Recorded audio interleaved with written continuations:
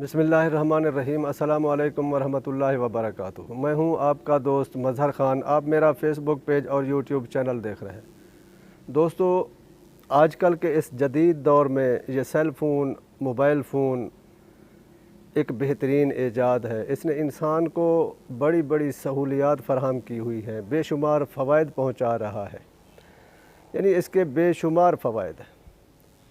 इन बेशुमार फ़वाइद के साथ साथ इसके कुछ गंभीर नुकसानात भी हैं। अगर हम इसको गलत इस्तेमाल करें, इसका मिसयूज़ करें, तो बाज़ औक़ात ये हमारे ईमान के सल्ब होने का ज़रिया भी बन जाता है, जो कि आजकल नौजवान अक्सर इसका मिसयूज़ कर रहे हैं। असल में ये जो मोहब्बत और चाहत के मामलात हैं, दरअसल ये अल्लाह की गैरत का मामला है।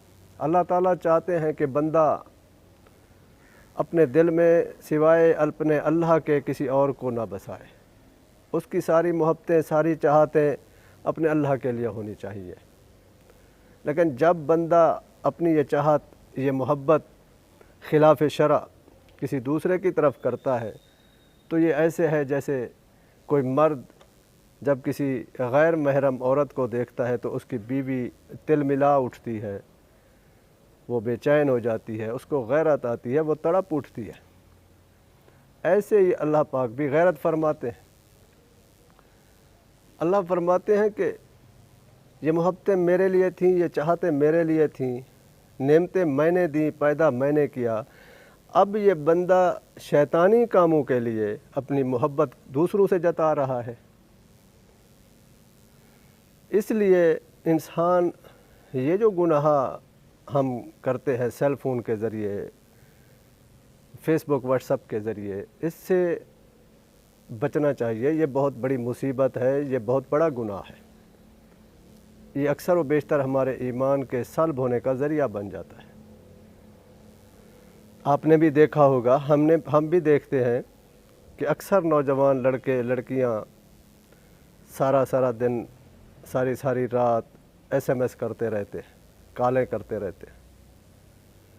वो कभी किसी को SMS कर के जहन्नम ख़रीदते हैं, कॉलें कर के जहन्नम ख़रीदते हैं। किसी गैर महरम से मोहब्बत का इजहार करके अल्लाह की मोहब्बत से महरूम होते हैं। इसलिए इस गुनाह से हमें सच्ची तौबा करनी चाहिए, इसका गलत इस्तेमाल नहीं करना चाहिए। बच्चों को इसके गलत इस्तेमाल से बचाना चाहिए ताकि हमारा ईमान महफूज रह सके। उलमा लिखते हैं कि इन गुनाहों की वजह से मौत के वक्त ज़बान पर फालिज पड़ जाता है। जब ज़बान पर मरने के वक्त फालिज पड़ जाए तो इंसान कलमा भी नहीं पढ़ सकता। तो जब हमारा ईमान नहीं रहेगा, हम ईमान से महरूम हो जाएंगे, तो फिर हमारी बख्शिश बहुत मुश्किल है। इसलिए इनसे बचें, इसके गलत इस्तेमाल से अपने आप को बचाएं, अपने औलाद को बचाएं, अपने प्यारों को भी बचाएं, ताकि हमारा ईमान महफूज रह सके और हमारी बख्शिश हो सके। व आखिर दावाना अनिल हम्दुलिल्लाहि रब्बिल आलमीन।